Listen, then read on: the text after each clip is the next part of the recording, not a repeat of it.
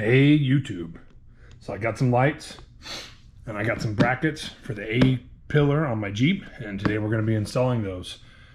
These are the ones that come with the amber driving lights. So I'm going to be going over the install of how to make those work with your driving lights. And I'll also be rewiring some other lights that I have in my Jeep currently to work with these as well.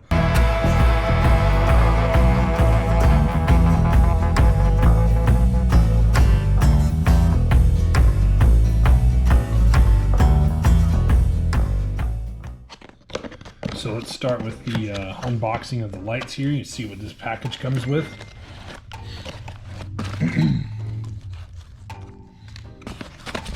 So it looks like this is the hardware and the brackets that will wrap around the lights to mount them to their mounting point. This big old wiring harness here, it's got a bunch. But here's the lights themselves though. They look pretty rugged. As you can see, it's 4 LEDs. These are spotlights, and then it has amber driving lights in the middle there. And then we'll get into this. These are the A-pillar light mounts brackets that I will be using. Ads. Here you go. Pretty simple. Comes with a little spacer gapper thing there. Replacement hardware because you're going to need longer bolts for the A-pillars, right? The instruction sheet and the other bracket for the other side. We'll go ahead and get to the install process of this and see what it takes. So before I get started, I want to show you some of my headlights. These lights right here are supposed to be driving lights, but I decided instead to hook them up to the turning signal function of these lights. So when I put on the new off-road lights that I got, I'm going to wire in those driving lights to these, and I'm also going to swap these over to these as well to make these driving lights instead of turn signals, because it's not necessary to have them as turn signals. So yeah, so I'll be doing that in the process. So let's get started on these brackets. These brackets are going to go right here, so you're just going to remove these two bolts, simple as that, and you're just going to put the bracket on there. So it's a T40 Torx bit that goes in there, and you actually have these in your little toolkit that's for taking off your hardtop if you have that. So I'm just going to go ahead and remove these.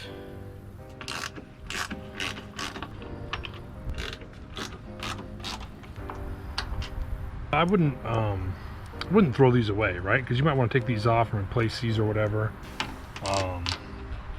Might strip something out. If you ever remove hardware and replace it with something else, if the hardware that you removed is still good, keep it.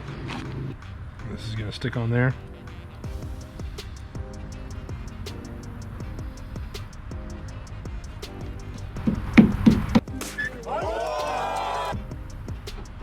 It is important that you use this rubber gapper that comes with this, right? Because that's going to be a shield between the metal face of this and the metal of this panel right here. So if you were to just install this without using that little rubber gapper there, this would, with vibration, start to wear down the paint, and it could cause corrosion and rust underneath that. So don't skip that.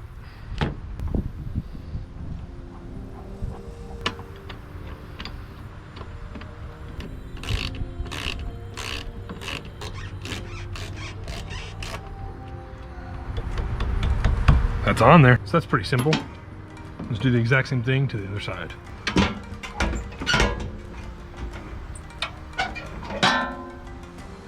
Okay, so here our lights will mount. Now I'll remove these. For taking off the windshield washers, I didn't record it, but there's just like a little nut that you remove here, and then you just get a prying tool in there of some sort and just kind of gently pry it out on this side and this side. And then you can see that it's kind of tapered a little bit right there. So it'll just kind of pop off of there, and then you just kind of work it off. Just take your time, it's easy. So let's go ahead and start getting it ready. Running a little low on daylights, I probably won't have this finished today. Let's see here.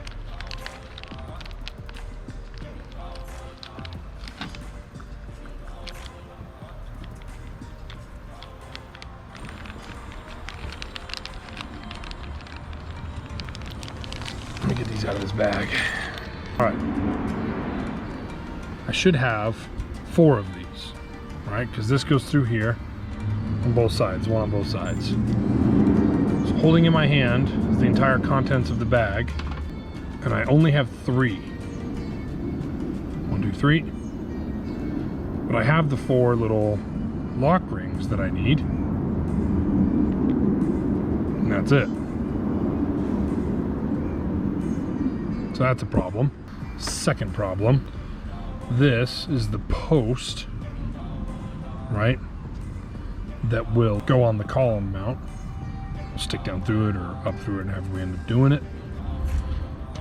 You have a lock washer for it, and you have another washer for it, and then there's a nut.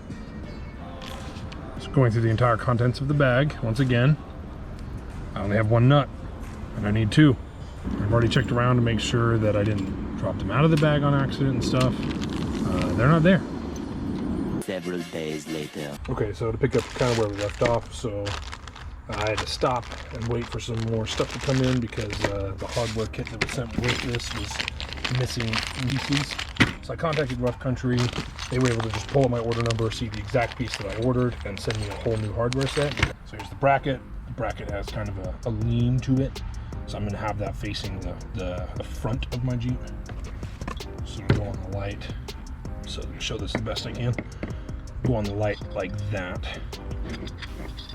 Line up these holes. Bolt will just go in there.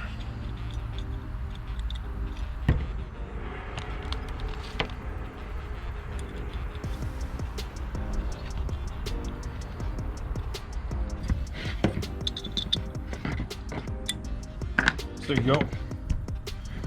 There is one. It's in there. It's still loose, so we can adjust it, right? All right, so we've made it back here. So here's the plan. There's usually a cowl right here, right? And I'm gonna have the wire come down and around it. And then probably, I mean, we gotta keep it away from these because these move back and forth with the wiper blades, right? So I'll route this stuff around it. And probably zip tied into the wiring harness that's currently sitting in there. This is the post. Just through there. Then lock washer. And then nut.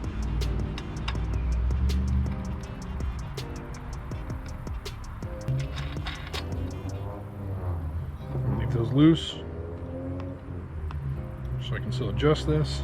This can adjust side to side.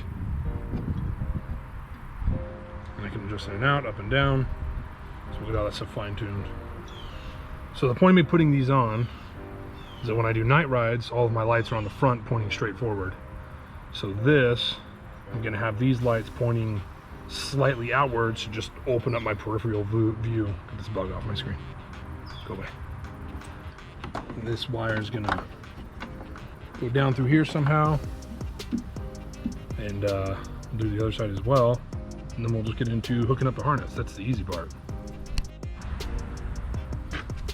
All right, so let's get into the mess of this wiring harness. So this wiring harness is going to be kind of messy at first, but we're going to simplify it. We won't need this fuse here, so we'll be cutting some stuff off. So we'll identify what we do and do not need. This is one complaint I have. Is that if you weren't familiar with wiring things, which I am an amateur at best, the instructions are not helpful at all. It pretty much just says plug the red wire into the battery, plug the black wire into the battery, and like put this somewhere. So here's the switch. It comes with a typical toggle switch like the ones I have inside my Jeep already. It has a neutral, which is cool. So I'm not going to get rid of this switch because you never know what you could use this for, but we ain't going to be using it for this. What we need is these two plugs. They'll plug into the lights themselves.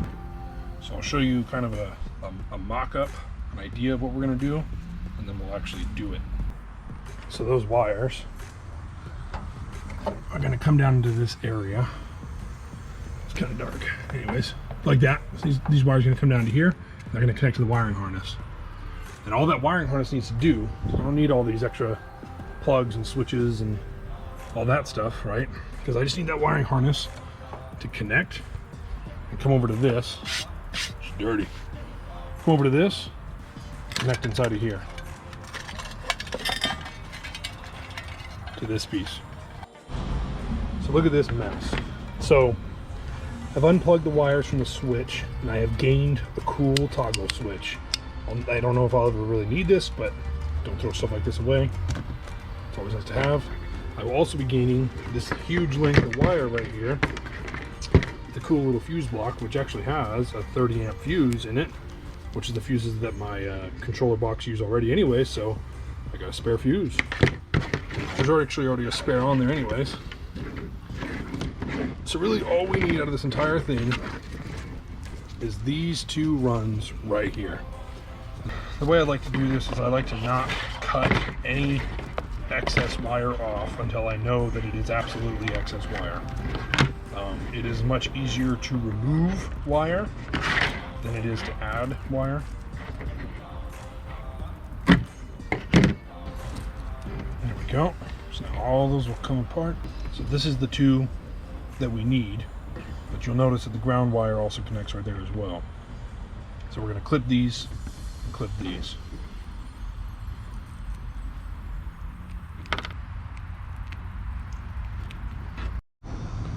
So just real quick, little interjection. I don't want my wires anywhere near these things because they move around, right? It'd be real dumb to get something hung up on those. And I realized that this quarter panel right here, part of the cowl, it's just got two little 10mm bolts. You can just take those out and you can literally just lift it back and just kind of feed the wire underneath that. You got three wires. Black is ground. And then you got white and blue. One of them is for the amber running lights and the other one is for the actual LEDs themselves. I'm pretty sure that the blue is for the running lights and the white is for the actual LEDs themselves. I'm gonna do a little bit of trial and error to figure out what these are. So what I'm gonna do is I'm gonna plug in the ground to one of these wires on my control box, and then I'm just gonna test the white and the blue and see which one's which. And this is gonna be a little bit haphazard because I'm just trying to figure out which wire is which, so don't fault me for plugging things in super weird. This isn't the way it'll be done. I'm not too worried about this. Bend this out in the way so it doesn't touch anything. So the blue wire is the LEDs. That means that the white wire will be the amber running lights.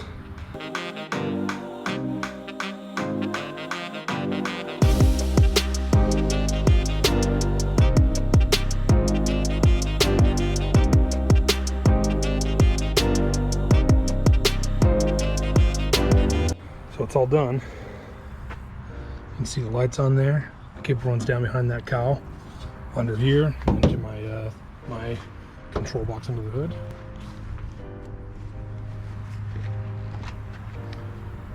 There it is with the amber lights on. So now I just gotta put my windshield wipers back on and I'm all done. So I just got done lining my lights a little bit. I'll probably have to do it some more when I'm actually on the trail, but here's a quick demonstration. The pod lights that we just installed. So yeah, so there's everything on. So that should do the trick. I think I got enough light. So that'll conclude this video. If you found this video helpful, please give it a thumbs up, subscribe to the channel, and I hope to see you guys next time.